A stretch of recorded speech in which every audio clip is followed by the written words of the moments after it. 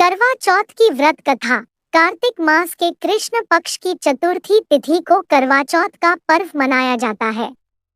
इस वर्ष 1 नवंबर को करवा चौथ का त्योहार मनाया जा रहा है। इस दिन विवाहित महिलाएं करवा माता की विशेष पूजा अर्चना करती हैं। आइए जानते हैं करवा चौथ की पूरी कथा। पौराणिक कथा के अनुसार देवी करवा अपने पति के साथ तुंगभद्रा नदी के पास रहती थी। एक दिन करवा के पति नदी में स्नान करने गए थे। स्नान के दौरान मगरमच्छ ने उनका पैर पकड़ लिया और नदी में खींचने लगा।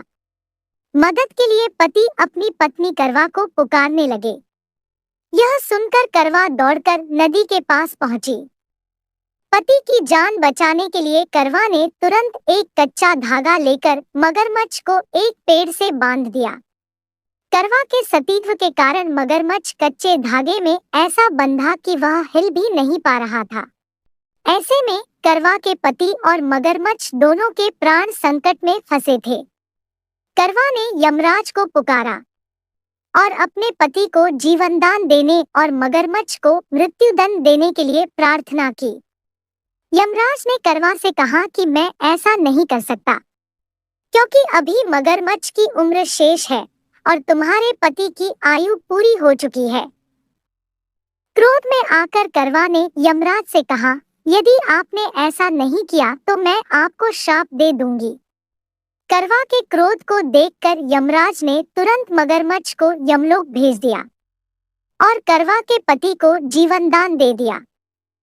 जिसके बाद से करवा चौथ के व्रत में सुहागन महिलाएं करवा माता से प्रार्थना करती हैं कि हे करवा माता, जैसे आपने अपने पति को मृत्यु के मुंह से वापस निकाल लिया, वैसे ही मेरे सुहाग की भी रक्षा करना।